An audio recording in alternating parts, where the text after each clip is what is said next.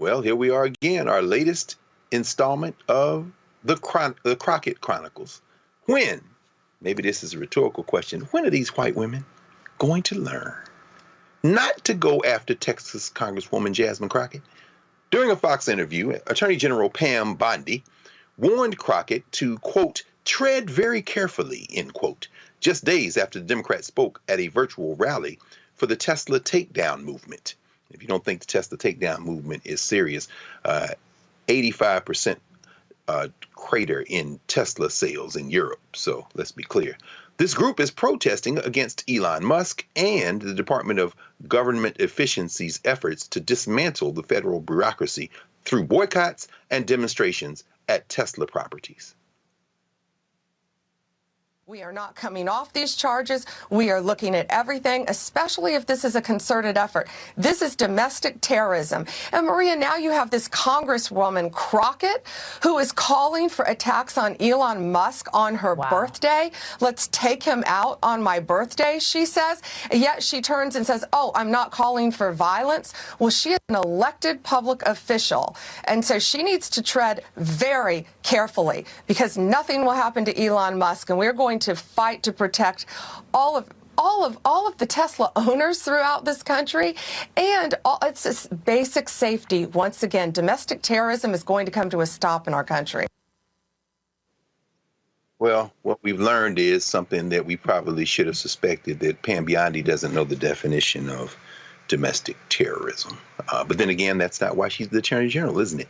It's not at all. Alina Habba, who just was made the top federal prosecutor for New Jersey, Trump's personal lawyer, who we last saw losing in New York court, is now the top federal prosecutor in New Jersey. So whether it be Alina Habba or Pam Bondi, I think it's pretty clear how you all got y'all's jobs and why you got them. But hey, we all know that Jasmine Crockett, Congresswoman Crockett, will answer when shots are fired. She addressed Bondi's remarks during an interview on MSNBC. Tesla Takedown, that is the name of the website.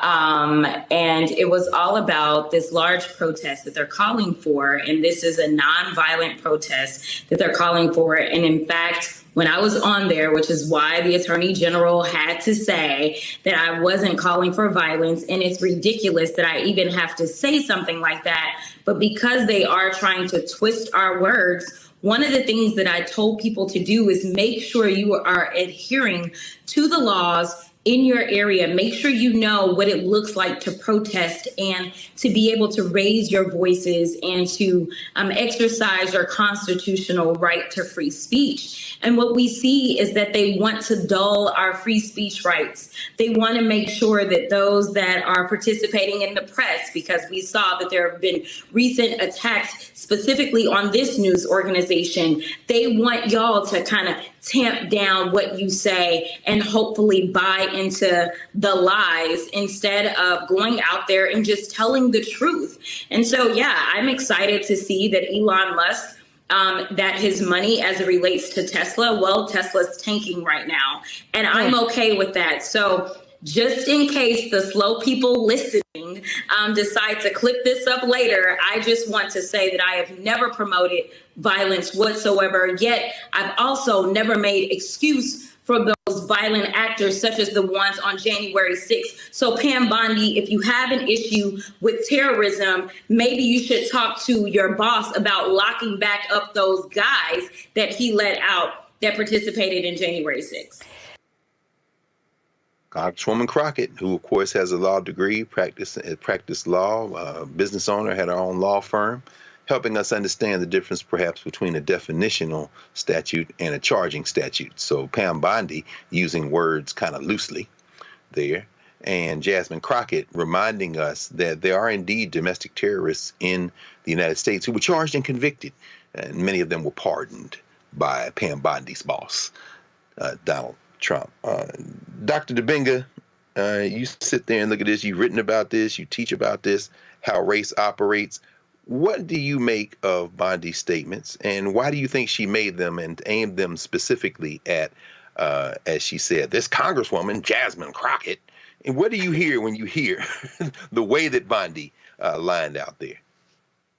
Oh, she's putting a target on her back, and she's also trying to issue a warning to other Black people in general, because she knows full well that Representative Crockett is beloved in our community, and that even before the bleach blonde comment that went viral, she was always somebody who was represented and well respected in our community and just adored on so many levels. And so this is a kind of an opportunity, a way for them to kind of start at somebody at the top, because you've never really heard Pam Bondi mention any other Congress people or senators by name. Of course, Trump does it, shifty shift, all of that other type of stuff. But Pam Bondi doesn't really do that. She kind of speaks in generalizations, but now she's trying to issue that particular type of warning. And the fact of the matter is that letting people know that we're going to protect Tesla in any way, shape, or form. We're going to sell cars on the lot. We're going to, advertise selling the stock. But now we're also going to stop these acts of domestic terrorism. But as Representative Crockett said, now looking at the real terrorism that happens across this country on a daily basis, she's trying to throw some shots to say you better be careful. But Representative Crockett, as someone who's, as we know, has never called for violence and who's somebody who's always careful with her words, but we know for them it doesn't matter. It's about symbolism. It's about trying to keep Black people in place. It's about trying to keep us silent. And so they're starting at the top with somebody who's the most vocal. And this kind of happened with Auntie Maxine. Remember when she was talking about, if you see these guys in the restaurant, confront them. And they're like, oh, Representative Waters is calling for violence. And she was like, no, confront them in terms of having a conversation. Tell them you don't like their policies and that you voted for them, all of that. But they are master manipulators, but they are also the masters of projection, because every projection is a confession, because they are the one inflicting terrorism on people in America right now. Look at the people who they just shipped to El Salvador as the latest example. Absolutely. And we lift up Yun Sao Chung, who is suing right now. They filed a lawsuit today. She's a student at Columbia University in New York, South Korean, 21 years old. She's been here since she was 7, has permanent resident status. Only an immigration judge can take away a green card, and she's suing because they're trying to get rid of her. And of course, we saw earlier, a couple of weeks ago, what happened there with Mahmoud Khalil, who also fellow legal immigrant at Columbia University, who was detained by ICE. And Renita, we've heard the over-the-top rhetoric of Tom Homan, Trump's attack dog with ICE and Department of Homeland Security, saying that I don't really care about these judges. I'll thumb my nose and do whatever I want to do. But, Renita, putting this target, as Omakongo said, on the back of Representative Crockett and trying to send a message that we don't care. We can do whatever we want, and we'll do it in the name of national security. We'll do it in the name of protecting the homeland from domestic terrorism, legal or not legal. We have the right to do that, or we have the power to do that. What do you make of this, particularly since, we know, particularly in the Deep South, that the idea of targeting people with rhetoric stirs up other people, and then these paramilitaries, these extra legal organizations, these places, can jump into action and perhaps have the intended consequences that such heated rhetoric stirs up. Should we be preparing to protect Representative Crockett at all costs at this point? I mean, what do you make of this situation? We should, because statistically, Black women, when they serve in public office, receive more death threats than any other demographic of elected official. I certainly received my share of death threats while serving. Folks who would call my office and say, conservative white men call my office saying, I'm coming down to the Capitol on her right now, calling, demanding for my home information, all types of stuff. At the end of the day, Pam Bondi, and I would just say conservatives overall, they are the most thin-skinned people you can possibly find. They would not last as a Black woman elected official. If they had to be us for one day, they would quit by lunchtime. And so for Pam to add sauce to what Representative Crockett said, because that's what she did. Representative Crockett said, I hope that Elon will be out for my birthday, referencing getting him out of the White House, which is correct because he's not been elected by anybody. He doesn't belong there. She says she wants him out, and that is her right. She's broken no laws by saying that she wants him out. She's simply saying that she does not wish Elon well. Pam, I don't wish you well. And that is my right as an American. So I think that this whole game that they are playing, trying to basically force it on people that they have to continue to give Elon the popularity that he is used to, and that people have to only have good thoughts about how they run this administration is a bunch of garbage. The more you try to shove something down a person's throat and tell them to think a certain way, it never works out well. People inherently reject that, and people inherently reject what you're trying to do. If you are doing such a good job, and this includes Pam, Bondi, Trump, all of them, if you're doing such a good job with the way that you're running this administration, then you wouldn't be having to tamp down on what people voice and what they think about how the administration is going. People would be happy with it, but they're not. And people do have the right to speak up and say that they are not happy with it. Indeed. I just want to sit there for a second in the fact that people are calling your office, threatening to come down there. That is, hey, y'all, this ain't the 1940s, 50s, or 60s. We're talking about right now, 21st century. I just want that to resonate very loudly. And we should all hear that crystal clear, whether or not the threats, the threat is the threat. It doesn't matter where it's coming from. It's, man, just thinking about that. Brother Mondale, yeah. What do you think? What are your thoughts on this? Well, I think people should hear we shouldn't even, like you said, we should sit there for a moment, because Renita just said something. She was a servant, a elected servant, and getting death threats. I'm someone who does not stay. I've not slept a night in my bed as mayor in a town. I have to go and leave that town every day. I have meetings because of death threats for tearing down a Confederate monument. 2.5 years, I'm moving back and forth from hotel to hotel and different locations for the protection of me and my wife. Credible threats where people have my address because I was doxxed by the Loyal White Knights, which is the largest Klan chapter in this country, the same ones that planned Charlottesville.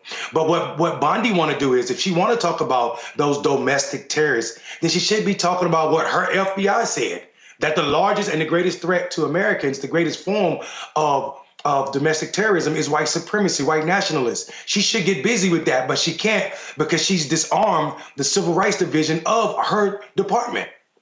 These people aren't serious. And a matter of fact, I don't know if she understands the difference between domestic and global, but the Take Down Tesla is a global movement, and it's a global call to action. And it says directly on their website that they are against any form of violence or property destruction and vandalism, but they definitely want anybody that owns stock in Tesla to get rid of it, dump it, anybody that owns a Tesla to sell it, and also to protest this weekend in front of one of the 500 locations worldwide.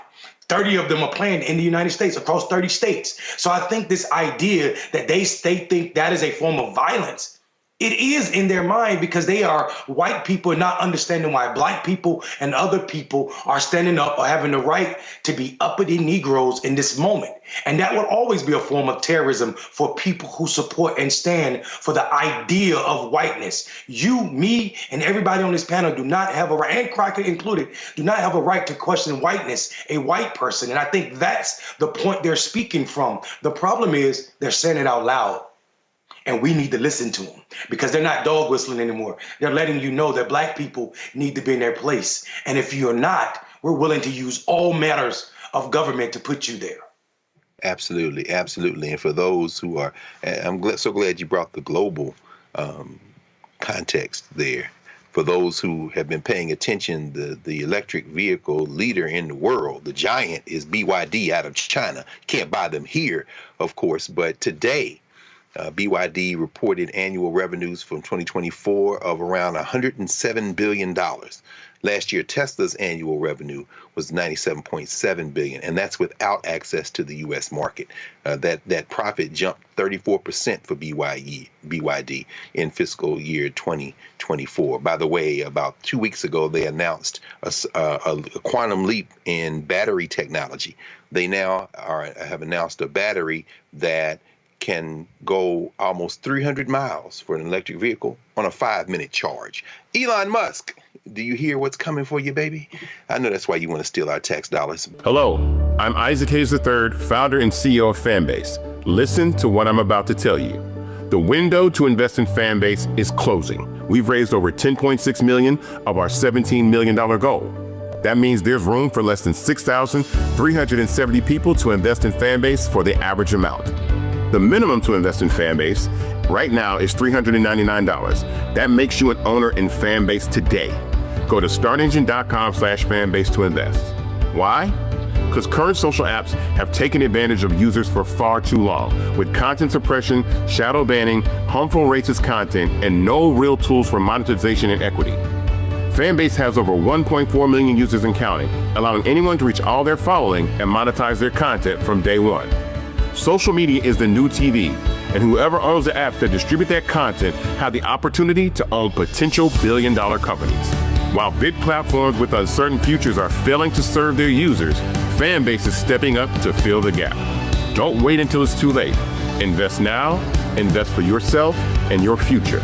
Go to startengine.com/fanbase and own the next generation of social media.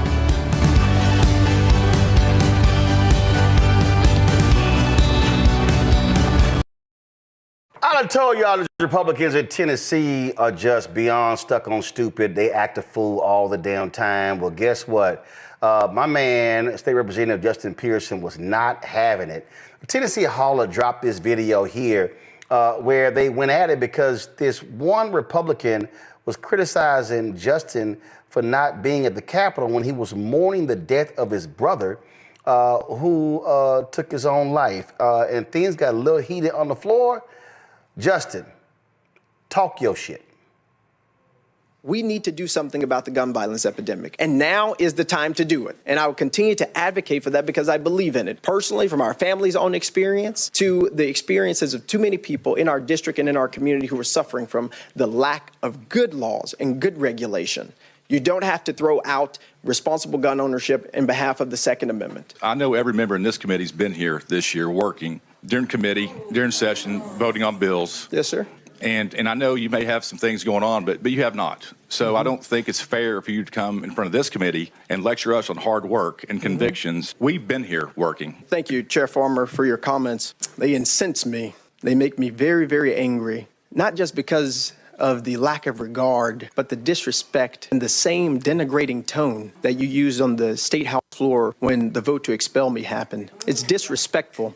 It's unbecoming, and it's beneath the standard of a person who's supposed to represent in the Tennessee House of Representatives. It is a pathetic excuse for you to not answer the question of why we are doing nothing about the gun violence epidemic than to personally attack me. My brother, Temperance Darnell Pearson, one of the loves of my life, passed away from gun suicide on December 1st of 2024. Shattered my family like gun violence has shattered so many families. Shattered my nephew's lives, my mother, my father, my other brothers who are remaining. I buried my brother. I planned for his entire funeral. My fiance made his obituary. I made sure that he was taken care of, even in death. That's what I've been doing. But also, not just that, I went to all of my nephew's schools. I met with their principals and their teachers to ensure that they are okay. I made sure that they had grief counseling and that they're seeing a psychiatrist. That's what I've been doing. And while you're talking about hard work, you need to realize that our job is not just in this state house with these marble floors. Our jobs are on the streets and in the communities that we serve. And so while you've been here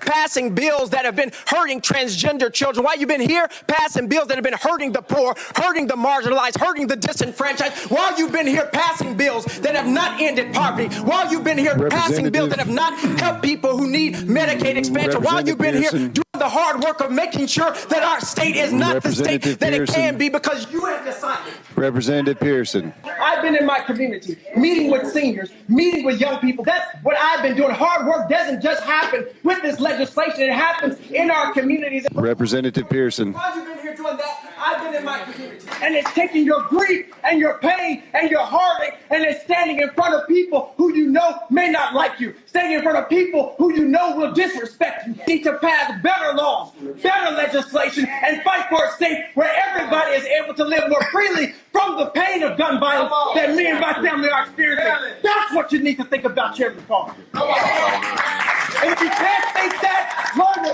shut up. Learn to shut up. Ladies and gentlemen. Representative Pearson, it seems that it's very common in your party when you disagree with a comment. Now, it's not disrespectful to you. I have a family. I've made sacrifices every year. So Representative Pearson, I know this is a very difficult time for you to be back up here. I'm sorry for all the things that you've experienced. You've been a great uncle. You've done the things that you were supposed to do to help your family. If I was in the same situation you were in, I would be doing the same thing. I understand that. Okay. I know tensions are high. Disrespect is high, Chairman.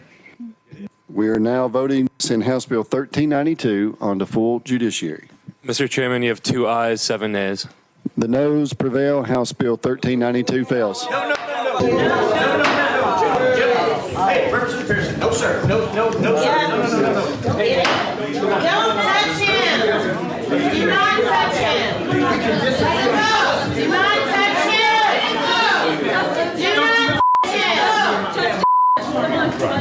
Don't you ever come out to me and my family. Bye, Farmer. He's stuck. But don't you ever Bye, Farmer. Bye, Farmer. Come on, Justin, you're okay. We love you. Thank you, Yo, this is real simple, Rebecca. We ain't tolerating this nonsense. Like, these folks actually think that the black folks today are the ones who will fall on bended knee and will keep their head down. Yes, boss. Yes, boss. Yes, boss. No. Hell no. I don't give a damn if you got that racist in the White House. I don't give a damn if you got that apartheid-loving Elon Musk. No, ain't no way in hell they think they're going to keep disrespecting black folk and we not going to respond accordingly. You know, that was really hard to watch, and condolences to the representative. But here's a warning. Y'all better leave black people alone. We are sick and tired. Y'all trying to take everything away from us. You're trying to call us stupid. You're trying to call us ghetto. You're saying that you're going to remove DEI because we're unqualified. Y'all better leave us the F alone, because at this point, here's the thing. We built this country, which means we know the ins and the outs and exactly how this country operates. Y'all better leave us alone. Let us just mind our own business and don't come for us, because y'all going to keep pushing, and it's going to reach a point where Black America is like, okay, cool. Since we built this house, we could also unbuild it. So leave us alone. Joy. That is correct. Look, do not let Elon Musk and whoever this other representative was and Donald Trump cash with their mouths something that your butt cannot cash in, cannot pay. Do not try Black people. We're not going to try you. You don't try us. Leave us alone. We are not the ones. And that's for people who, you might think look, nice and quiet and who aren't going to give you your business handed to you, and those who you think might. Nobody is tolerating it. Not the people at your job, not the people in your neighborhood, not the people that you think you can get things away with. We're not tolerating it anymore, and we're not being nice about it. And we're also letting you know where you stand with us. So much of this country is about what white people think. We care about what we think, and we're going to start telling you. And I think sometimes we held back, in part for survival, in part because we were trying to go along to get along.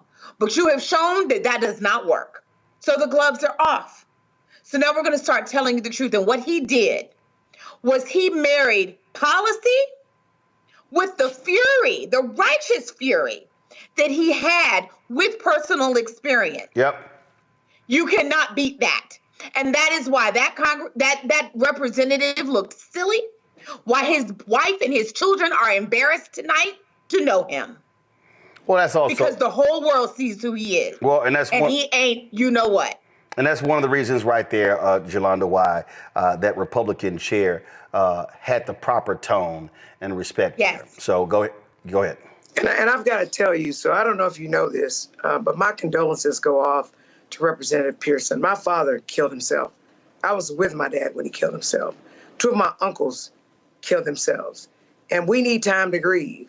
And if he's so insensitive to not understand why that representative Pearson might be at home with his family during their time of grief, he don't need to be elected, first of all.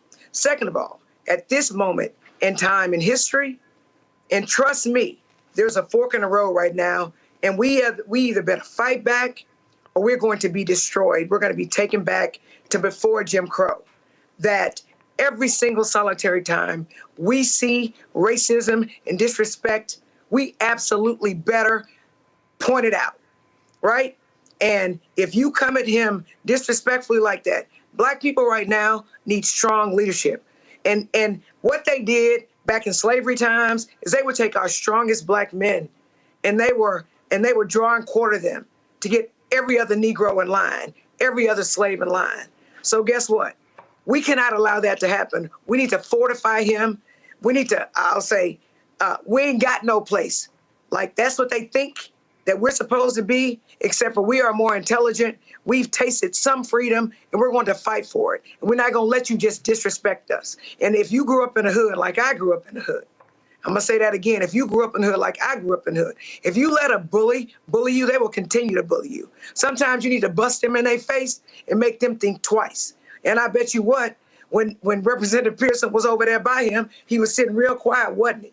Because he had real big nuts when he was there trying to put him down, except for he effed around and found out that you can't come for him like that. And I'm thankful that the chair got the appropriate tone. Because if you can't go support your family in a time of death, I mean, that's unacceptable. And I'm angry about it, my damn self.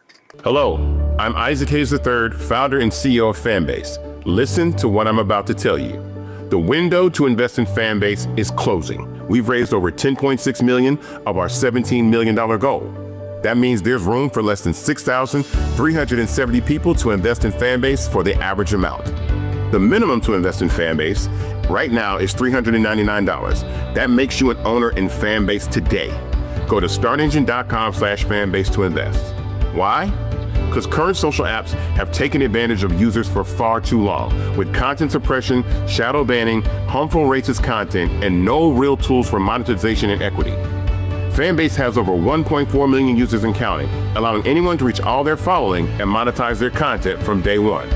Social media is the new TV, and whoever owns the apps that distribute that content have the opportunity to own potential billion-dollar companies.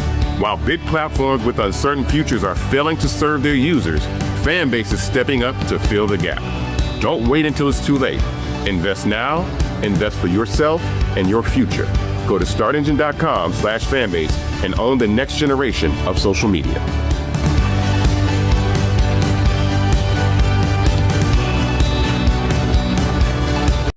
I just gotta play this here. Listen, I really wish folk understand what the role and the job of journalists are supposed to be. So they were discussing this whole thing on the Breakfast Club, okay? And the right wing, understand, the right wing has been spreading this clip around left and right. Daily Caller put this out there as well. So here's DJ Envy talking about what Jeffrey Goldberg did. And I'm like, Envy, really, bro? Come on. If you did get those texts, right, and you know those texts weren't supposed to be to you, why would you put it out there? Like, that's what I don't understand. Like, you are a journalist, but this is your country, and you know releasing some of that stuff can probably or might affect some of the things that happen. Why would you put that out there? Like, you think I'm gonna sit on that? You know how big of a story that is? That's why you put it out there. Yeah, but this is your country, and if it could affect military, it could affect people that's out there working. Nobody cares about that because you want to you have bylines, you want to get the clicks, you want to sensationalize, and in 2025, nobody cares about that. Don't care about people, huh? They care more about likes and TikTok numbers? Not even .com numbers, Google Trends. Like, I'm just being real. Like, that's why you put it out there. But also, too, I think, depending on where that journalist sits politically, like, it's kind of like exposing how careless, or I think that's what they were trying to do, exposing how careless an administration could be, which is also dangerous. So maybe that's their way of saying, yo, if I care about my people, like, y'all need to know, y'all president and his administration are accidentally sending something this serious. Okay, so that was Envy and Lauren having a conversation. Both of them have no idea what the hell they're talking about. Okay, that was just a ridiculous conversation. Okay, I've been in journalism since I was 14 years old. And the reality is, there's a long history. First of all, the First Amendment is the first for a reason, okay? I've been a journalist a long time. Again, went to communications high school, all right? Just, look, I wore, just understand, I wore this today. This is my one. Okay, Jack Yates High School, Mag School of Communications. What they call me in high school? Mr. TV. Been doing this since I was 14 years old. Okay, so this conversation was a joke.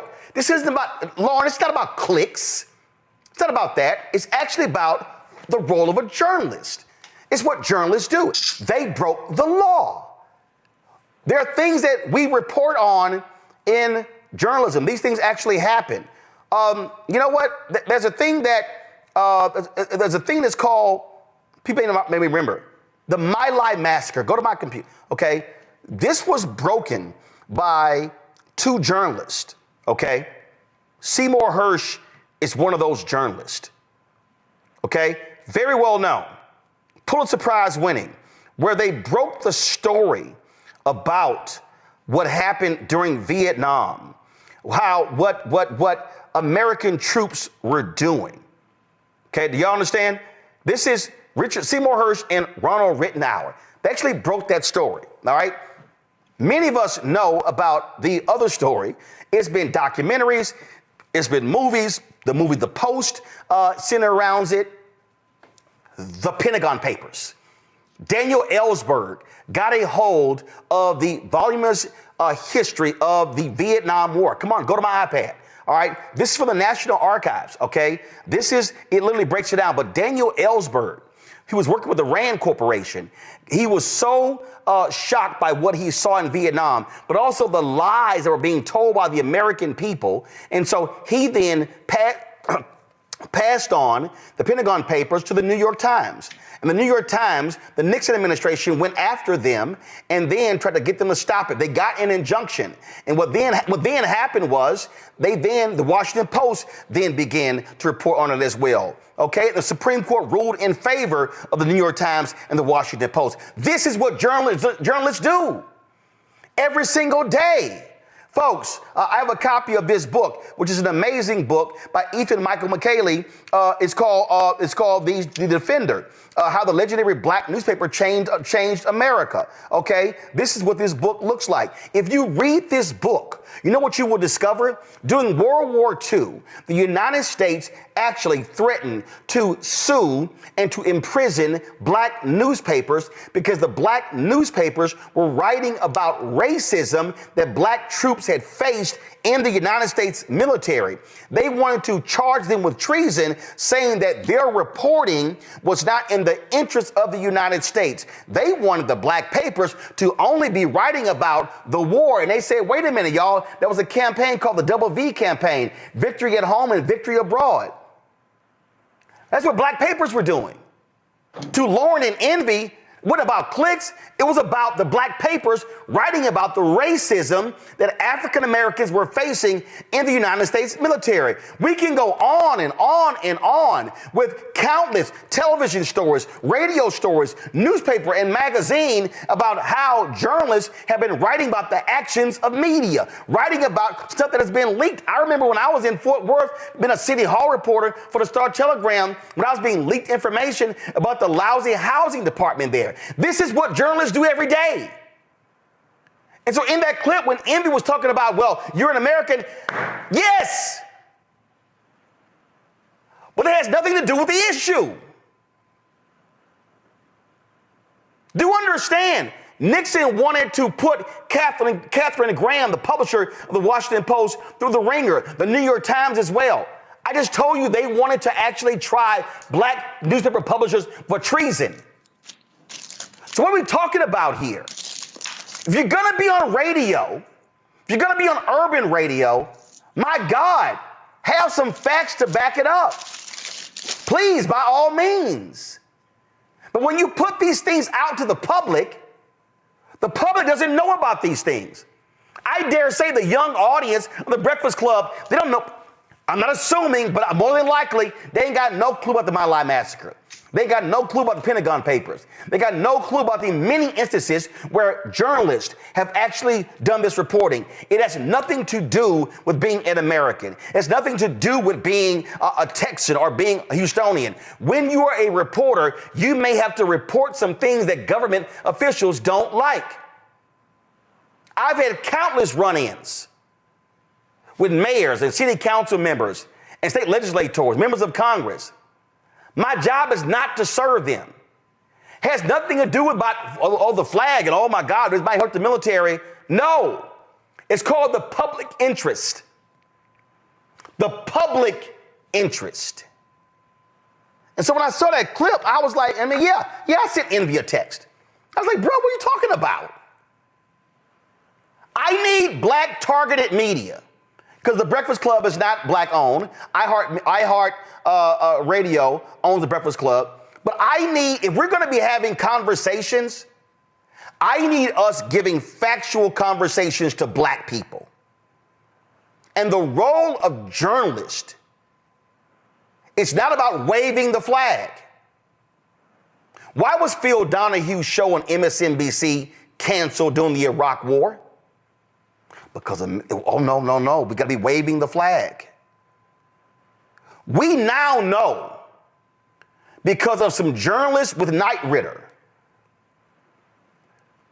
who were doing the work, and they exposed what was happening in this country. They exposed the truth about the war in Iraq. They exposed the truth about weapons of mass destructions. They exposed that. So what do we say? They should have been doing their job? When the numerous journalists were reporting, what happened when journalists got pimped? Judith Miller, New York Times, who ran these stories of an Iraqi national describing a program of weapons of mass destruction that never existed. All of that stuff could not be corroborated. This is why you need a strong fourth estate. This is why you need journalists. There's a difference between somebody talking on the radio and somebody reporting the news. There's a difference between somebody who's out there gathering the facts than somebody expounding on what they read. And so I just need our people to understand. I need our people to understand that what Jeffrey Goldberg did here, Jeffrey Goldberg did nothing wrong. Jeffrey Goldberg is an editor-in-chief of The Atlantic.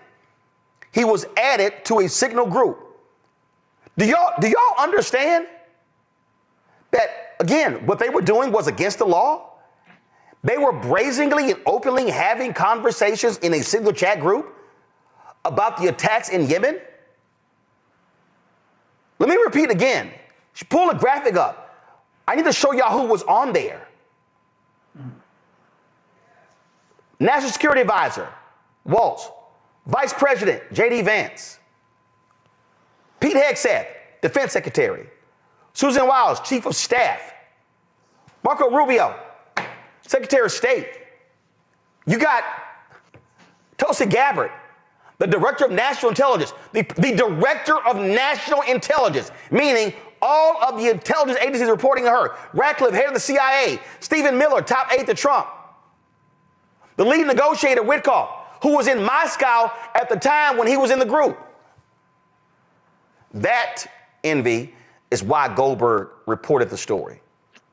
Because the American people should know that the entire apparatus of the United States Foreign Service Group, if you will, were having a conversation where somebody allowed a journalist, somebody without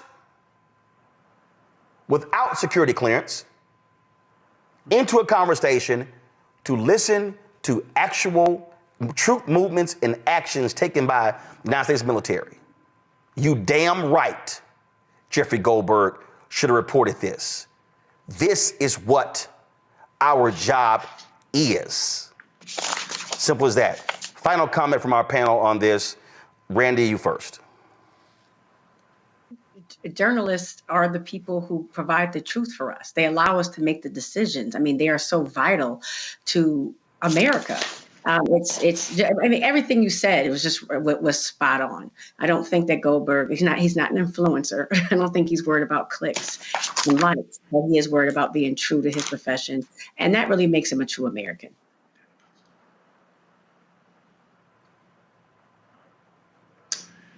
He did not believe what he was seeing, and he was very, very reserved about it. Ultimately, he didn't post the operational details, so everything that Envy seems to be worried about, he did not post on. He did not reveal those things, even though he was privy to them. And the other part is, at the end of the day, this is news. Something being done that's against national security interests and possibly breaking the law. That is the definition, the quintessential definition of news. But it's not news that these guys are incompetent, that the intelligence community, people that are leading it, is not necessarily so intelligent. And so the idea that this is one of the reasons and one of the ways in which they're not so intelligent and don't have it together is absolutely news, but the cat's already out of the bag. And envy, that is not this particular person's fault. Mustafa. The role of journalism is to place a spotlight on the truth, even when truth is inconvenient, dangerous, or denied. Indeed, indeed. And folks, this, go to my iPad, this, Knight Ridder, how a small team of U.S. journalists got it right on Iraq. 20 years after the U.S. invasion of Iraq, the reporting team at Knight Ridder shares how they debunked the Bush administration's relentless march to war. Y'all, their reporting took place in real time. If people had listened to these reporters at Knight Ridder, we would not have entered that war, and you would not have had thousands of people die unnecessarily because the war was not about WMDs. It was about oil. Simple as that. Hello, I'm Isaac Hayes III, founder and CEO of Fanbase. Listen to what I'm about to tell you. The window to invest in Fanbase is closing. We've raised over $10.6 million of our $17 million goal. That means there's room for less than 6,370 people to invest in Fanbase for the average amount. The minimum to invest in Fanbase right now is $399. That makes you an owner in Fanbase today. Go to startengine.com/fanbase to invest. Why? Because current social apps have taken advantage of users for far too long, with content suppression, shadow banning, harmful racist content, and no real tools for monetization and equity. Fanbase has over 1.4 million users and counting, allowing anyone to reach all their following and monetize their content from day one. Social media is the new TV, and whoever owns the apps that distribute that content have the opportunity to own potential billion-dollar companies. While big platforms with uncertain futures are failing to serve their users, Fanbase is stepping up to fill the gap. Don't wait until it's too late. Invest now, invest for yourself and your future. Go to startengine.com/fanbase and own the next generation of social media.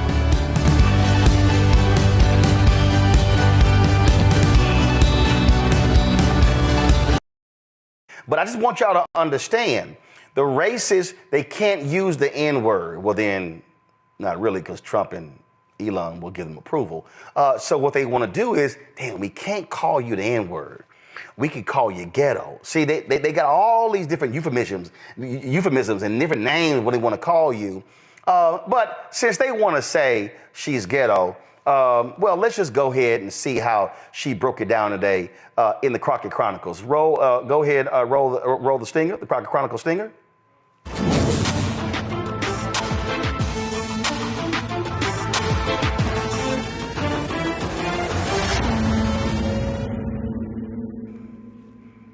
All right, so they've been demanding the Congresswoman apologize. She's like, nah, that ain't happening. And she lit that ass up today and had some choice words for Fox News.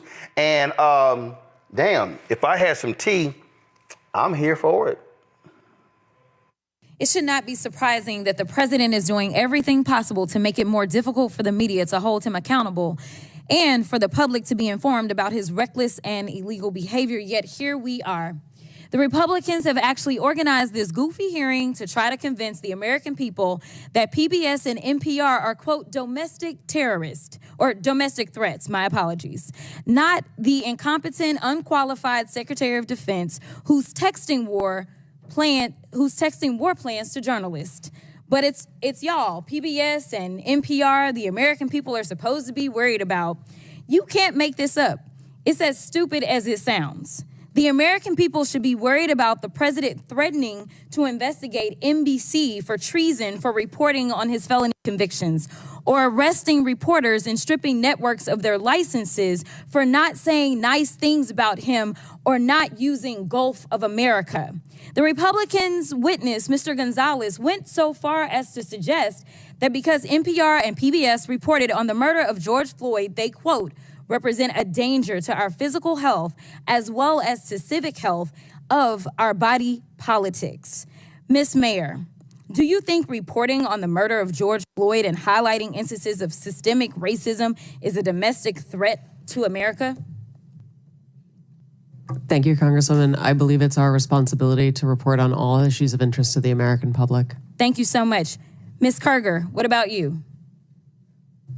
I agree. I think it's important for us to report on the important news of the day. So let's talk about the critical role of public media. During his first term, President Trump's own Department of Homeland Security highlighted the importance of public broadcasting's role in public safety. In 2018, his administration stated, quote, PBS and local public television stations play a crucial role in protecting communities by delivering essential information to individuals and first responders. These benefits are all made possible by public broadcasting stations' unique reach, reliability, and role across America, and are especially vital in rural and underserved areas. Madam Chairwoman, I would ask unanimous consent. I seek unanimous consent to enter into the record the 2018 Without objection, so ordered. And Madam Chair, I also seek unanimous consent to enter into the record the 2019 report titled Modernizing the Nation's Public Alert and Warning System from Trump's... Without objection, so ordered. In the report, FEMA encouraged, quote, the use of public broadcast capabilities to expand alert, warning, and communication capabilities to fill gaps in rural and underserved areas. Mr. Ullman, what's a more significant domestic threat, reporting the murder of George Floyd or dismantling most of America's emergency communication systems? Can you please repeat the question for me, Congresswoman? Which one is more of a threat, reporting the murder of George Floyd or dismantling most of America's emergency communication systems? Dismantling the emergency systems. And isn't it true that in Barrow, Alaska is the only, isn't it true that KBRWAM in Barrow, Alaska is the only broadcast service available in an area of more than 90,000 square miles? That is correct. It's also the North Slope, where the majority of all the oil production that comes from Alaska takes place. Thank you so much. And isn't it true that without these stations' broadcast, Americans in rural communities would lack access to life-saving information and public safety alerts? That is correct. So in your opinion, would eliminating funding for stations in rural America like WNGH, Channel 18, and the Chairwoman's District hurt Americans?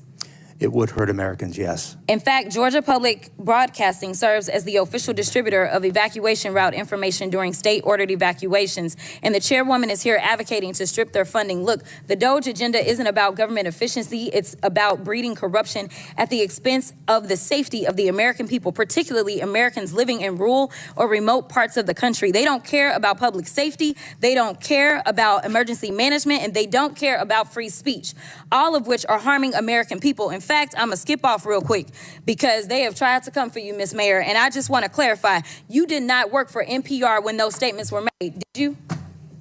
That is correct, Madam And to be clear, free speech is not about whatever it is that y'all want somebody to say. And the idea that you want to shut down everybody that is not Fox News is bullshit. We need to stop playing because that's what y'all are doing in here. You don't want to hear the opinions of anybody else. And the Constitution says Congress shall make no law respecting or establishing of religion or prohibiting the free exercise thereof or abridging the... The gentlewoman's time has expired. Press. The gentlewoman's time has expired.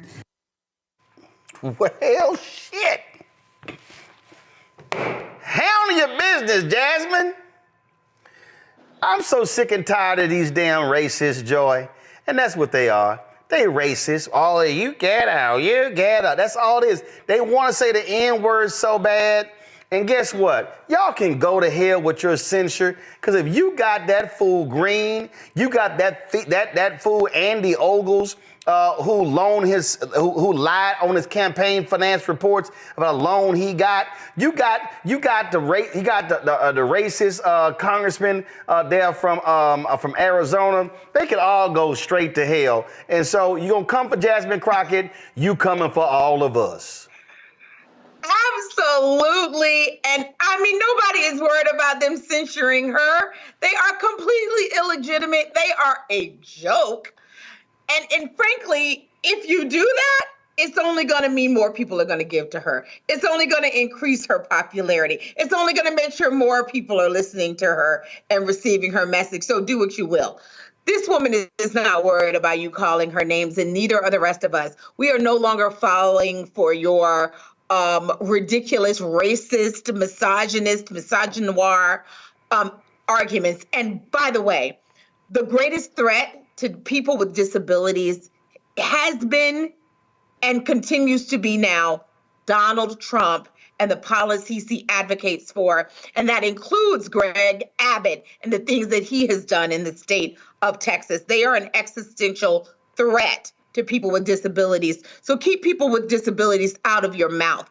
When Donald Trump is eliminating DEI programs, what they forget to mention is that these are usually DEIA. A stands for accessibility programs. Donald Trump has actively stood up with his own mouth and disparaged people with disabilities, including around the time when we were talking about that plane crash in Washington, D.C., suggesting that you can't work if you are a person with disabilities. These people are ridiculous. No one is falling for it.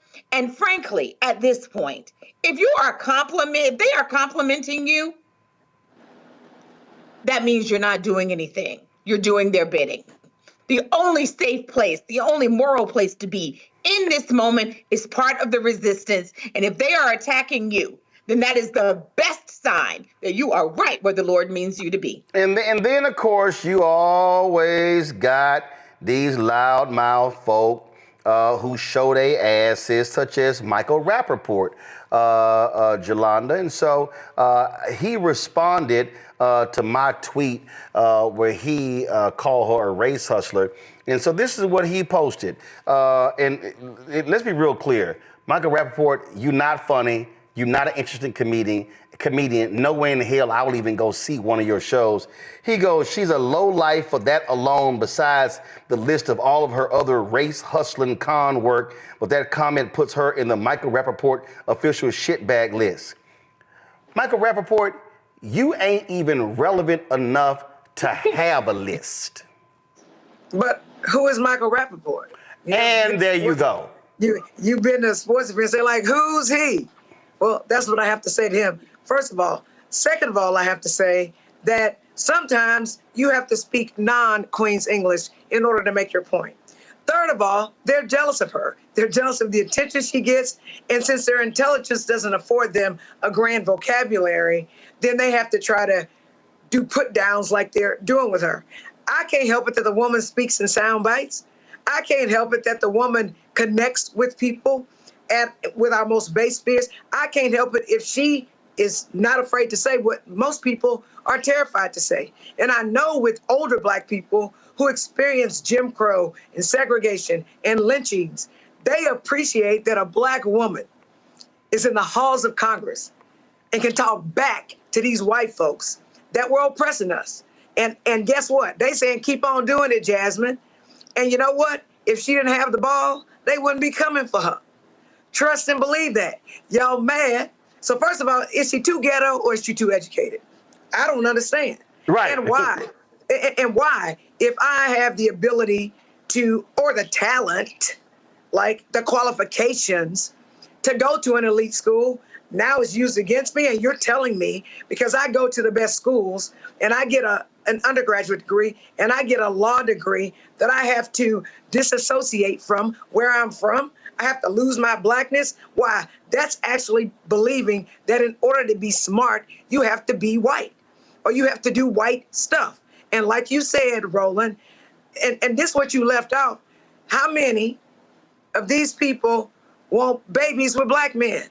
Because they trying to be us, right? And they buy fake hair. Somebody got fake hair, but we can't do it. They buy fake lashes. They put on fake lips. And when you have a person in Congress literally being disrespectful, who's representing the United States of America in another country, telling another country, you are not important, I ain't listening to what you got to say, then that's craziness. It's embarrassing. Hell, they should be saying, I'm embarrassed to be an American with what she's doing. And here's what's important about what Congresswoman Crockett does.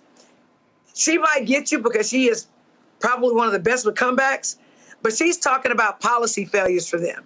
I can't help it that she says it in a way that people believe it. Right. And when you speak, it's falling on deaf ears. Something else. She's fighting for the vulnerable. She was at the HRC, which is an advocacy group for LGBT people.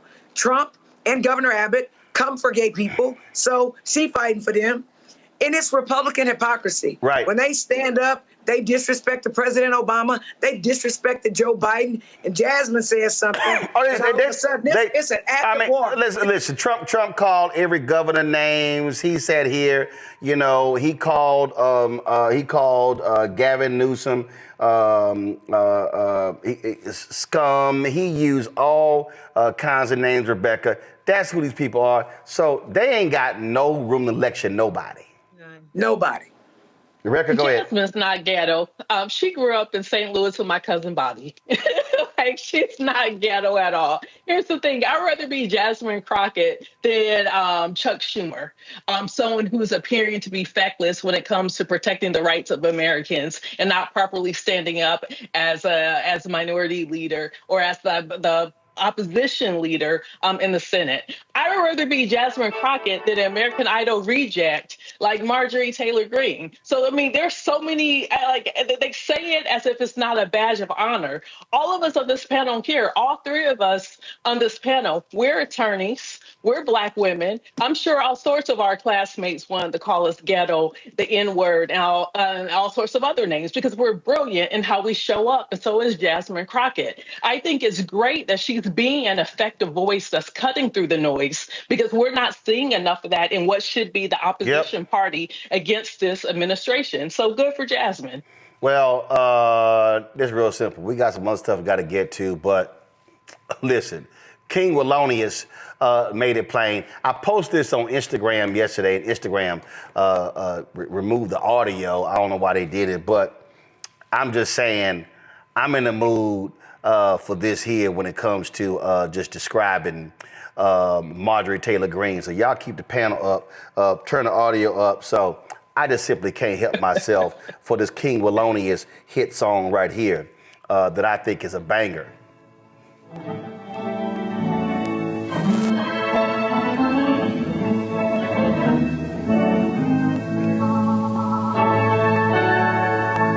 Choir.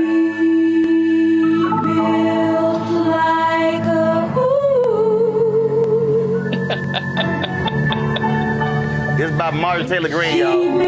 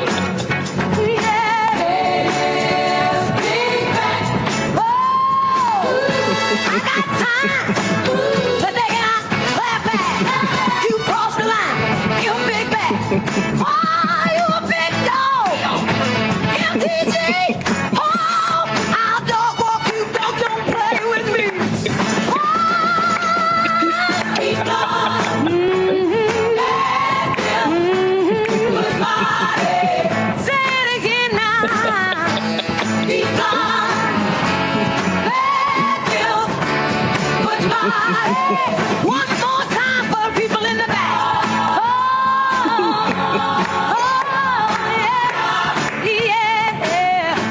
I'm just saying, y'all want to keep it up. It's all good. We can go there if y'all want to go there. I'm just saying. We'll go there if you want to. Black people. Nah, we will be petty as hell. That's why they can't stand Jasmine. So it's all good. So we don't really give a damn of what y'all got to say. And if y'all want to play that censure game, guess what? We're going to come after every single one of y'all for the racist comments. And so Data Lash, Matt Walsh, all y'all can holler about her eyelashes, how she's ghetto. But in the words of Della Reese from Harlem Nights, you can kiss our entire black ass. Hello, I'm Isaac Hayes III, founder and CEO of Fanbase. Listen to what I'm about to tell you. The window to invest in Fanbase is closing. We've raised over $10.6 million of our $17 million goal. That means there's room for less than 6,370 people to invest in Fanbase for the average amount. The minimum to invest in Fanbase right now is $399. That makes you an owner in Fanbase today. Go to startengine.com/fanbase to invest. Why? Because current social apps have taken advantage of users for far too long, with content suppression, shadow banning, harmful racist content, and no real tools for monetization and equity. Fanbase has over 1.4 million users and counting, allowing anyone to reach all their following and monetize their content from day one. Social media is the new TV, and whoever owns the apps that distribute that content have the opportunity to own potential billion-dollar companies. While big platforms with uncertain futures are failing to serve their users, Fanbase is stepping up to fill the gap. Don't wait until it's too late. Invest now, invest for yourself and your future. Go to startengine.com/fanbase and own the next generation of social media.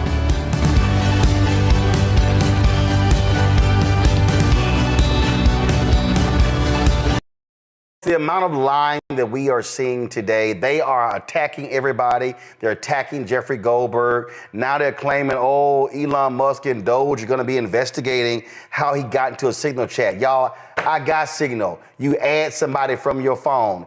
I'm sorry, this is not hard for us. Congressman Hakeem Jeffries, Democratic leader, dropped a letter yesterday calling on Pete Hegseth to resign. He joins us right now. Democratic leader Jeffries, glad to have you here. Let's just be real clear.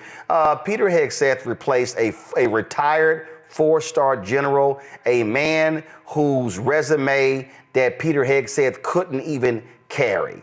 This man is an embarrassment, and now he's trying to say, oh, no, there were no warplanes, things along those lines. If you are the defense secretary and you have a group chat and the Secretary of State's on it, and you have the National Security Advisor, Director of National Intelligence, and the CIA, it is not hard to click and check to see who is all on this chat before you're having sensitive national security conversations. That's absolutely correct. Hegseth is a complete and total fraud, which is exactly why I called upon Donald Trump directly to fire Pete Hegseth. If Hegseth doesn't have the courage to resign in disgrace and own up to the fact that he's way in over his head. He was never qualified for this position. In fact, he's the most unqualified person ever to hold the position of Secretary of Defense, one of the most important positions in the entire United States government, in fact, in the free world. Here, I mean, this is not hard. They sort of did it yesterday. Made a mistake, move on. No, now you want to double down. Now you want to attack. Then you want to claim it was classified. Then you want to claim it's not classified. Then you want to attack the reporter. You want to attack the media. You want to attack Democrats. They screwed up. They screwed up. And now they're all will know, yeah, the signal was loaded. Now one reporter is suggesting that they gave a waiver to allow signal, which means that if that's the case, they are purposely trying to skirt Freedom of Information Act. They also do not want those records to be kept. They are purposely trying to break the law. It appears that several laws have been violated, including the Espionage Act, and that's one of the things that Democrats are going to continue to press forward on as it relates to this investigation and the unfolding scandal. We're going to make sure people are held accountable. And there are a lot of questions that need to be answered. And what we saw over the last few days was just lies and evasion and attempts to deflect. This is the pattern that this administration has continued to engage in. We ain't going to let them get away with it. We are going to keep pressing the case on this. This is only the beginning. Here's the other thing, Roland. Pete Hegseth is the poster child for mediocrity. But at the same time, this dude wants to lecture the country about meritocracy. Are you kidding? Like, it's a laughable situation. He wants to erase and cancel Jackie Robinson's military history and record. He wants to erase and cancel the bravery and heroism of the Tuskegee Airmen, who were so skilled and gifted that other fighter pilots and bombers only wanted them to have their back when they were flying over Nazi Germany. He wants to erase that history. They want to claim that it's all about merit. It ain't all about merit. We believe in merit. Merit should be based on what you know. But instead, they want merit based on who you know. And because they think Pete Hegseth looks the part, whatever that means, they put this woefully unqualified person into the position, and now they're failing in real time. We talk about unqualified. Here we got 4 United States soldiers missing for 14 hours. NATO says they were found dead. Hasn't been confirmed by the U.S. military. We literally have not heard from the U.S. military. And here is the twice impeached, criminally convicted felon con man, Donald Trump. This is when he was asked in the Oval Office about this. Listen. About soldiers in Lithuania. Have you been briefed about the soldiers in Lithuania who are missing? No, I haven't. Have you spoken, sir, with the big... Confused. If President Joe Biden had answered a question that he wasn't being briefed, they would say, who's running the White House? Who's doing what? This man is not working. How is it that you have sold 4 United States soldiers missing for 14 hours? And he's like, I don't know. I don't know what's going on. Nobody has talked to me. And yesterday, he wasn't aware of the signal as well. I'm sorry. Who's running the country? Perhaps Elon Musk, which is disturbing in and of itself. The whole thing is a malignant clown show. Emphasis on the word malignant because it's very dangerous. And what we're seeing is that the health, the safety, the national security, the well-being of the American people are at risk. The well-being of our troops are at risk. And this is extraordinary, but it was bound to catch up to these people. And it's catching up to them with record speed. This is the excuse making to me is beyond belief. And let's just be clear. Your counterpart, House Speaker Mike Johnson. Oh my God, talk about gutless. I mean, and so it's just more excuses. The reality is that you do not have a party across the aisle that wants to keep this man in check. Thank goodness Senator Roger Wicker of Mississippi said they got a bipartisan call for an inspector general to do a report on what happened here. But the reality is Republicans in the House, in the Senate, they don't care. They want this man to do whatever he wants. There will be no accountability. And all they offer is a slew of excuses over and over and over. That's right. By the way, it tried to fire all of the inspector generals. We had to sue, and judges had to reverse it because it was an unlawful action.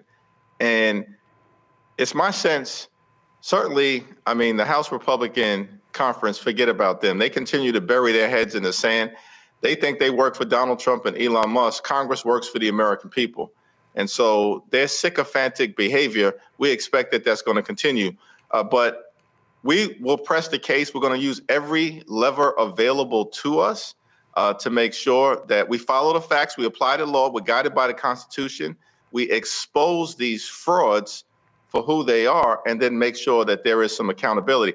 Here's the thing. What the House Republicans are interested in at the end of the day, they've done nothing to make life more affordable, nothing to lower costs. Costs are going up. They're not going down. Inflation's going up. What's going down are the retirement savings of the American people. They're trying to gut Social Security, gut Medicare, gut Medicaid, gut veterans benefits, gut nutritional assistance for children and families. Literally, they want to take food out of the mouths of babies. Why are they doing all of this? So they can pass the GOP tax scam and give massive tax cuts to their billionaire puppet masters like Elon Musk. So we have to continue to expose what's happening on the Hill, push back into Congress, push back in the courts, pushback in communities all across the country so we can win the hearts and minds of the American people and end this national nightmare as soon as possible. On that particular point there, obviously midterm elections are not happening until next year. What we have going on, you got some gubernatorial races this year. You got some constitutional amendments on the ballot in Louisiana this Saturday. The Wisconsin Supreme Court race is taking place on April 1st. You also, of course, just had a special election where a Democrat won a state Senate race in Pennsylvania in the district that Trump won by 15 points. You got people who are still sitting here saying, oh my God, Democrats are not doing enough. What are you and others doing? On Monday, we live streamed the conversation between you and Ken Martin that was moderated by Reese Colbert. We live streamed that right here on the Black Star Network. Democrats are winning in these places. So this idea, and also you're only down 3 in the House. You got 2 special elections in Florida in some red districts. You got 1 in New York State. So I'm confused. This doom and gloom, everything is over. Democrats polling is at 29%. But what are you seeing? What are you hearing? And what do you say to those who just think that the world has ended and Democrats will keep losing elections for forever? Yeah, I appreciate you bringing that up, Roland, because the reality is in all of these different arenas, we actually are winning. House Democrats outraised House Republicans in January. In fact, House Democrats had a record January in terms of our history in an off year. We outraised them by $4 million. Then in February, we outraised House Republicans again by $2 million. In fact, House Democrats outraised Senate Republicans as well, which almost never happens. At the same period of time, we won a special election in Iowa, a state Senate race in January. That was a race in a district that Trump had won by 21 points. And a Democrat won by 4. That was a 25-point turnaround. Trump had literally just won that district by 21 points in November, just 2 months before. Then in February, an African-American won a special election for county executive in Westchester County, one of the suburban counties, swing counties, represented by a Republican in Congress, Mike Lawler. We did our thing there. Then, as you pointed out, Roland, we just had another special election in Pennsylvania, a district that Trump had won by 15 points, and a Democrat turned around and won it. And so the American people are rising up. Democrats are actually energized and turning out to vote. Republicans are the ones who are apparently demoralized. They're not turning out. And then swing voters, independent voters in these races are actually voting for the Democratic candidate because they know that we have a vision to build an economy that works for everyday Americans and to push back against these attacks on our democracy. And Republicans are trying to create a country of the billionaires, by the billionaires, and for the billionaires. And that's a totally unacceptable vision. In addition to that, we're now seeing these news stories come out how Donald Trump is having food delivery trucks turned around.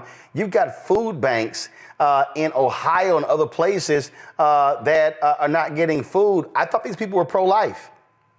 Yeah, it's extraordinary. It's all phony.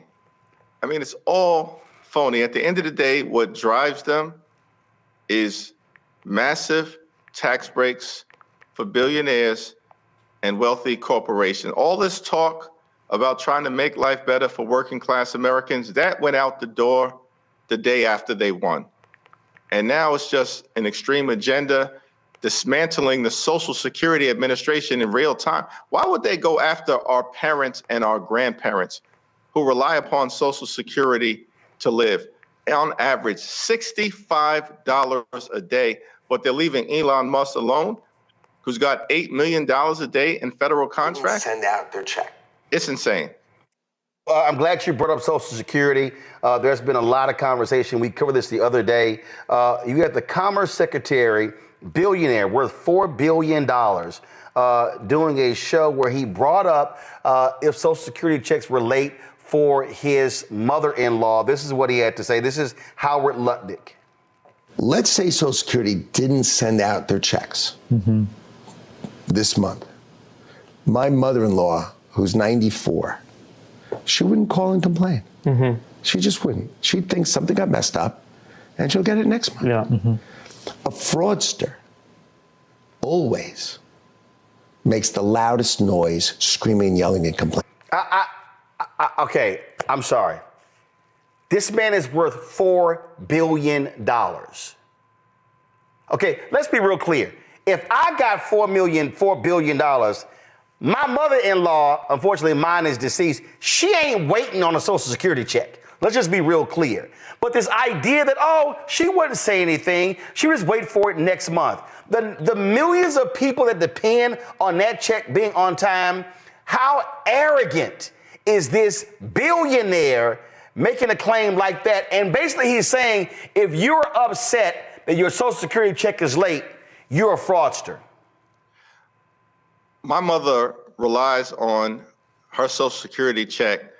Her son is not a billionaire.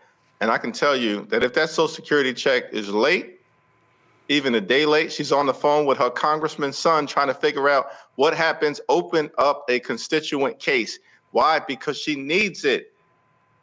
Just like millions and millions of others all across the country. And by the way, Social Security is an earned benefit. People have paid into Social Security and Medicare throughout their entire lives. This isn't charity. These are benefits that they've earned and that they deserve. They've worked hard for their entire lives. And it is arrogance, as you've indicated. But what we've seen from this administration and the Pete Hegseth Signalgate scandal, national security scandal, is evidence of this. It's a combination of arrogance and incompetence. That's a toxic combination, and the American people are paying the price. Absolutely. Last question I have for you, Congressman. A lot of folks have been paying attention to when it came to the CR bill. You and the Democrats held strong against that. Senator Chuck Schumer voted for that. Folks were speculating, and we've heard others say there needs to be a change. What is the state of your relationship with Senator Chuck Schumer? And can people expect to see that Democrats are going to vigorously fight this administration? I made the point, the guy who won the race in Pennsylvania last night, he ran a campaign where he went hard against Trump, against Elon Musk. People out there want to see Democrats fighting for what's right, fighting for the values. Is Senator Chuck Schumer up for this battle? Yes, I believe so. We had a strong disagreement, and there's no sugarcoating that, and a different view about how to approach what we as House Democrats viewed as a reckless Republican spending bill that would hurt children, hurt families, hurt seniors, hurt veterans. And we rejected it because in our view, it was completely and totally unacceptable. And we were ready to aggressively push back and have that kind of public debate, discussion, fight, battle on behalf of the American people. Now, subsequent to that disagreement, Chuck Schumer and I sat down. I've known him for a long period of time. We both live in Brooklyn. We had an open and honest and candid conversation about the way forward.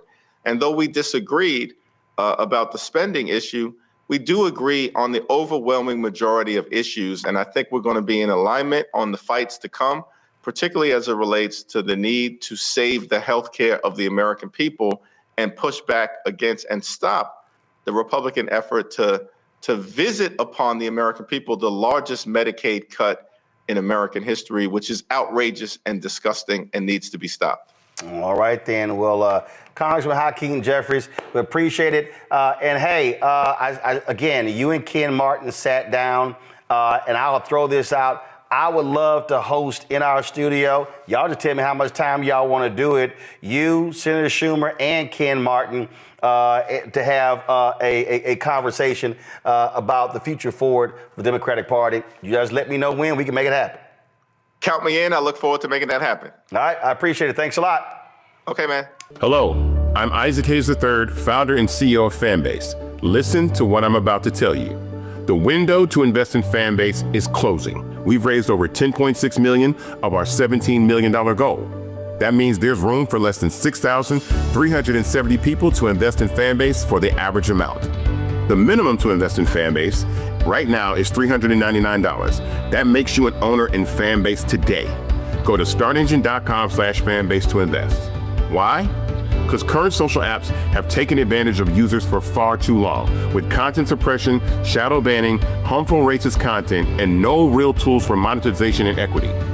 Fanbase has over 1.4 million users and counting, allowing anyone to reach all their following and monetize their content from day one. Social media is the new TV, and whoever owns the apps that distribute that content have the opportunity to own potential billion-dollar companies.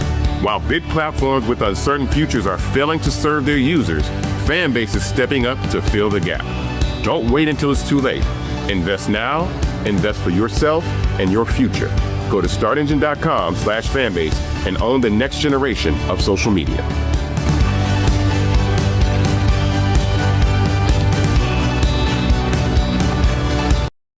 We're always telling you, you must exercise your power. You must not sit on the sidelines, and that there always are elections happening across the country that are happening in your state, in your county, in your city. Well, in Louisiana, there's an election tomorrow that deals with 4 constitutional amendments. These amendments deal with changing the tax law, establishing specialty courts, changing the dates of judicial elections, and things along those lines. Now, these, of course, we talk about constitutional amendments. That means that they're actually going to be placed in the Constitution. Okay, that means that's the law. It is very, very hard to actually change that. Well, you got folks there who are in Louisiana, African Americans, who have really been going around the state, really holding town halls and trying to get our folk to understand the impact of these elections. In fact, the powercoalition.org, they've been working with Gary Chambers, Inc. to do so. This is a graphic that they put up. You can access, I put this on all my social media outlets, y'all. So you can go grab it from my Instagram page, my Twitter page, from Fanbase, Snapchat, TikTok, Facebook. I posted on all of them. And so they're saying, say no to all of the constitutional amendments. You see at the bottom right here, you got any problem voting, call 866-OUR-VOTE. You also have, of course, how you can find your polling place and district. You go to powercoalition.org/vote. And so, and again, so activist Gary Chambers Jr. has really been focused on this. So Gary hit me up today, and he said that, oh, these Republicans are real scared.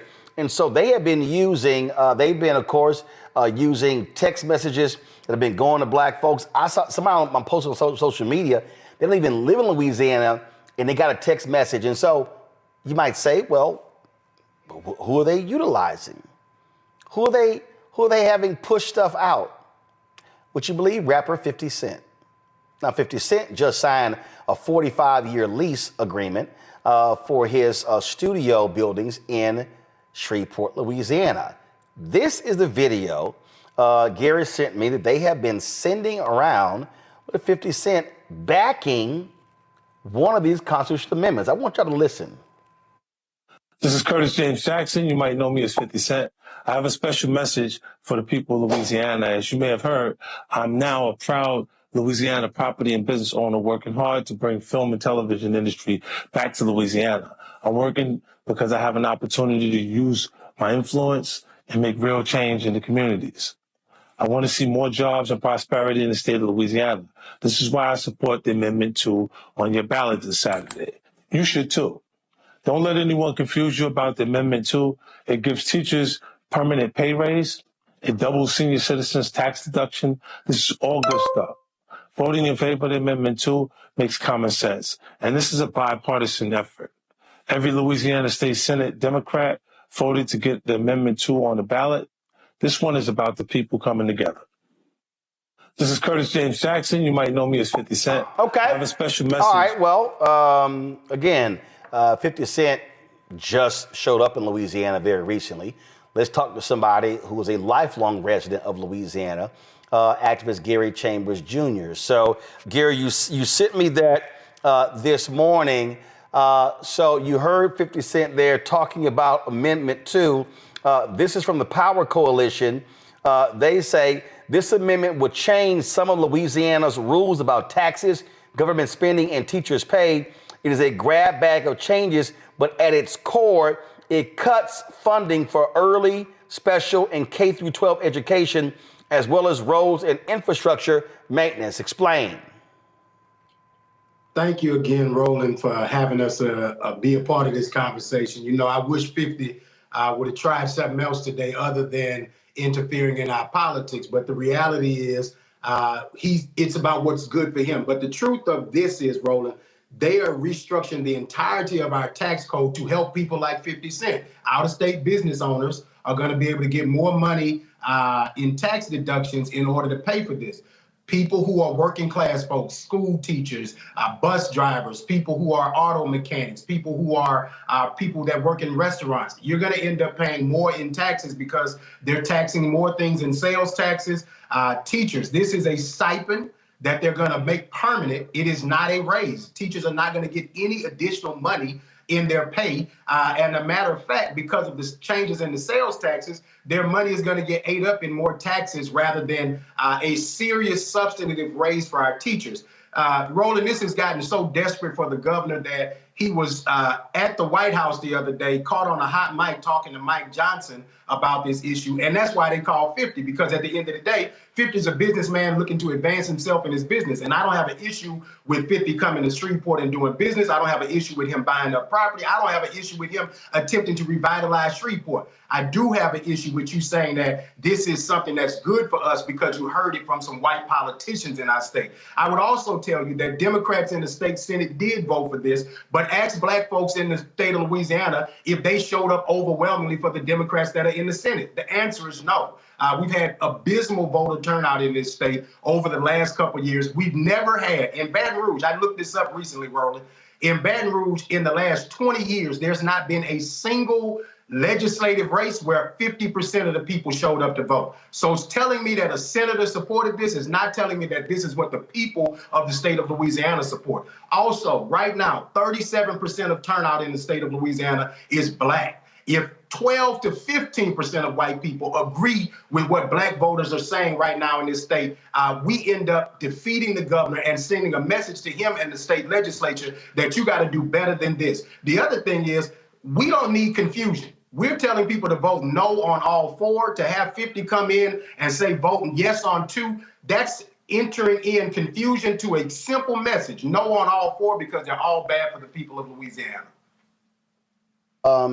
Did the Power Coalition, did you or any others, did 50 Cent reach out to black activists to talk to them about any of this?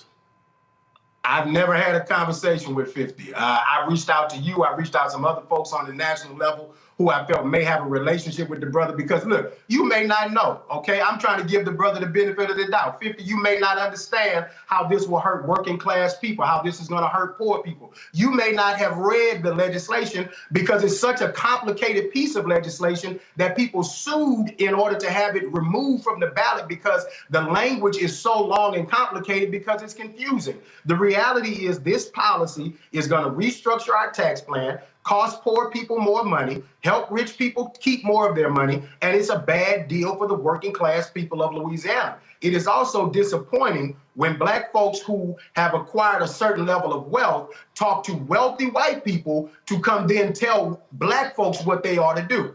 I think that's a disingenuous position. I can appreciate him coming into our state, but oh boy, mind your business when it comes to this one. So, and so here's the deal. Let's be real clear. Jeff Landry is MAGA to his core. And it's not like this is about black folk. Roland, you know what blows me about this? I wasn't going to go there, but I'm going to go there. 50 wouldn't say nothing about the national politics that impacts the entirety of black people in America. Couldn't get you to open your mouth about what black folks should do in the presidential election. Now we got the Department of Education being torn down, where black folks are questioning about so many funding mechanisms that take care of black children, special needs children. You use special needs children in your messaging while they're dismantling the Department of Education, and you're trusting the people who are aiding and abetting that process to govern the state of Louisiana with just and equitable policies. If you don't want to say nothing about the national politics where you have national influence, Please don't come down here meddling in our local state issues when you have a platform to be able to influence black people all over this country. But it seems you only want to use that when it's beneficial to you. And I call bullshit on that. So let's go through these amendments for folk who don't understand. First off, Amendment 1 would allow the Louisiana legislature to create trial courts of specialized jurisdiction and provide Supreme Court original jurisdiction to discipline out-of-state lawyers. Walk us through that.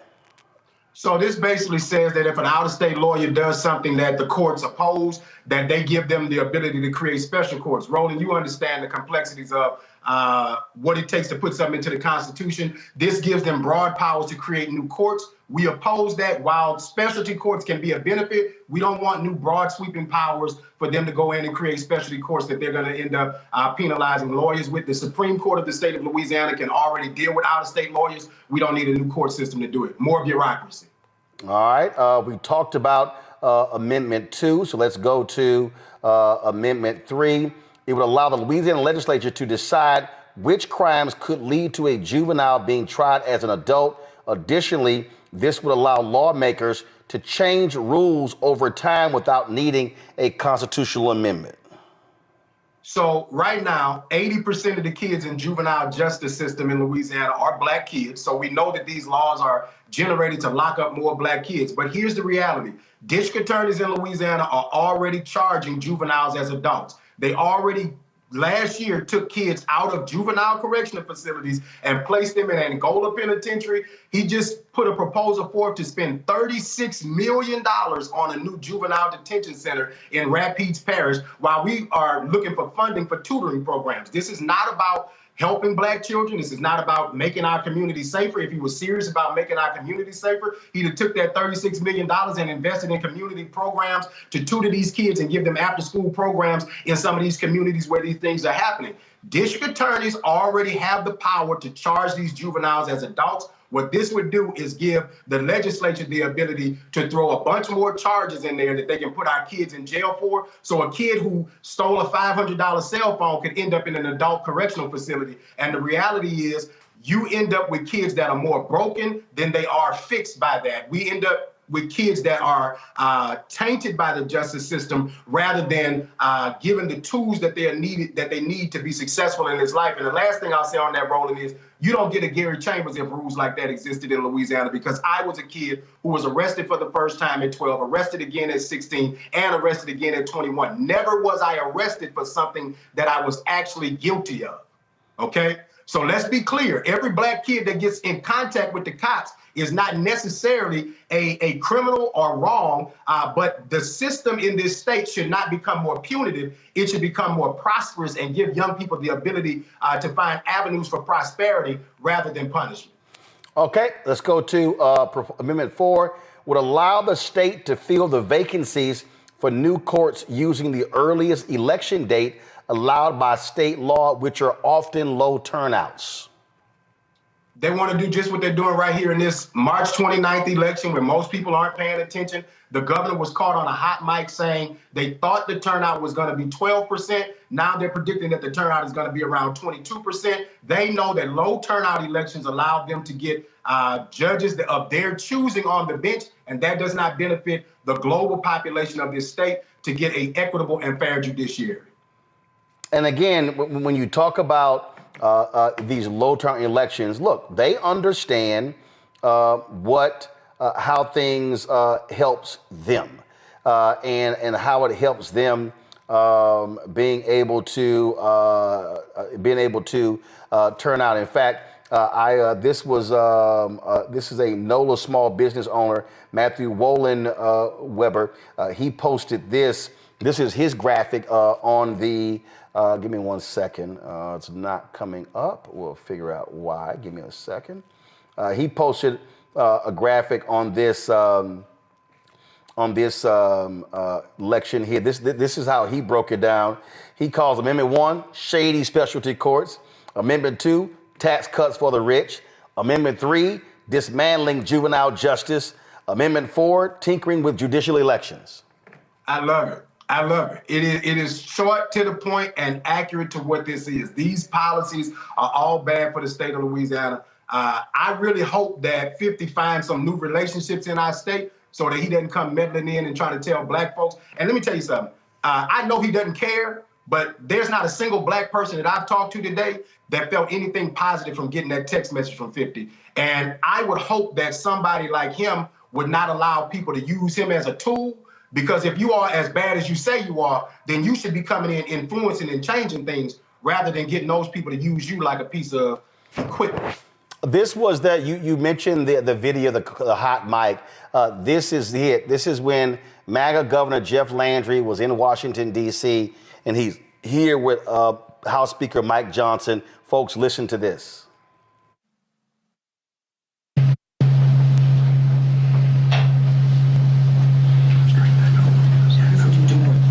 What's the anticipated turnout? Well, we thought it would be 12, but it looks like it might be 18%.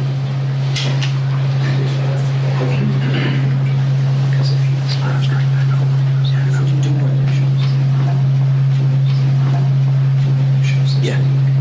Because if they had that option Saturday, this week 20% of Jefferson. Okay. Johnson, Speaker of the House from Louisiana, Shreveport. I try to tell folks all the time, you got folks from the 50th ranked state in the nation running the whole damn country. And I've been screaming to pay attention to the elections in Louisiana because this little raggedy place that people try to ignore is punching above its weight every day. You got a guy from Caddo Parish, Louisiana, standing at the White House with Jeff Landry, caught on a hot mic. These same people are justifying folks who can't even text correctly, can't even operate a simple process of evaluation within their government. And these are the people that you want to trust with the government. The rest of the country should pay attention to these deep South states because people like Jeff Landry are friends with people like Mike Johnson, and Mike Johnson is dismantling the country before our eyes with Donald Trump and Elon Musk. And if you ignore these elections, if you're not paying attention to what's happening here, it'll be knocking on your door soon enough. And folks, if you want to understand why it's important when you talk about how they want to change the law to benefit business owners, you might say, well, okay, but what's the big deal? Where does Louisiana stand? Go to my iPad. These are the rankings, y'all. When it comes to crime and corrections, Louisiana, the 50th ranked state in America. The economy, the 49th ranked state. Education, 47th. Fiscal stability, 41st. Healthcare, 46th. Infrastructure, 49th. Natural environment, 49th. Opportunity, 44th. That's not where you want to be. So the highest ranking for Louisiana, Gary, is fiscal stability at 41. You don't want to be in the bottom of the bottom of states in America. So with a 41st ranked fiscal stability, you're going to go in and now move the money that we put in stability funds. You're going to move the money that we put in rainy day funds. You're going to move. We already in the bottom 10 of the whole country. I tell people all the time, there are people in this state who love to be first in the worst. There are people here who are committed to being great at being the last. And I think that we have to make a collective decision that you won't allow people with small thinking to have a big impact, okay? And the way that you minimize that is by supporting people and the elections and the initiatives that are happening in the places that nobody else is expecting to have an impact on your life. Trump understands that these people are simple-minded like Mike Johnson. Trump understands that they are linear focused on one thing, and that is white supremacy and religious control within this country. And whatever they do in order to make that happen, they don't care what it costs you or how uncomfortable it makes your life, as long as they accomplish that goal. They don't care how much Trump destroys other aspects of the government if it helps them accomplish their end goal, which is putting more mediocre white men in positions of power over you. Again, folks, big election tomorrow in Louisiana. Call your friends, post on social media, tell your folks to turn out. Black numbers are huge in Louisiana and can be the deciding factor in that state. And you're right. Listen, if black folks turn out in those numbers as you laid out, as you've been laying out in early voting, that could be the difference in this being defeated, Gary, and forcing the governor to have to come back to the table and frankly negotiate with the people on a real economic plan for Louisiana. That is exactly right, Roland. I thank you, as always, brother, for highlighting the issues of our people here in this state. Please text your people, call your people. If 5 to 10% more black folks show up tomorrow and vote no on all 4 constitutional amendments, we get to have a different conversation with our state legislature in 3 weeks when they go into session. Gary Chambers Jr., we appreciate it, man. Thanks a bunch, and we hope it's a good night for you and others tomorrow night when the polls close. You know I'll be reaching out, Roland. Thank you. I appreciate it. Thanks a lot. Again, I just want to remind people that in Louisiana, polls open at 7 a.m. Central. 7 a.m. Central in Louisiana. They close at 8 p.m. Central. So let folks know, don't sit at home. Don't sit at home, folks. All right? Don't sit at home. Hello, I'm Isaac Hayes III, founder and CEO of Fanbase. Listen to what I'm about to tell you. The window to invest in Fanbase is closing. We've raised over $10.6 million of our $17 million goal. That means there's room for less than 6,370 people to invest in Fanbase for the average amount. The minimum to invest in Fanbase right now is $399. That makes you an owner in Fanbase today. Go to startengine.com/fanbase to invest. Why? Because current social apps have taken advantage of users for far too long, with content suppression, shadow banning, harmful racist content, and no real tools for monetization and equity.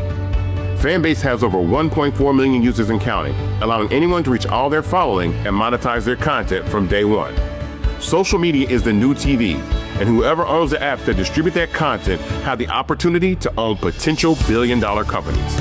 While big platforms with uncertain futures are failing to serve their users, Fanbase is stepping up to fill the gap. Don't wait until it's too late. Invest now, invest for yourself and your future. Go to startengine.com/fanbase and own the next generation of social media.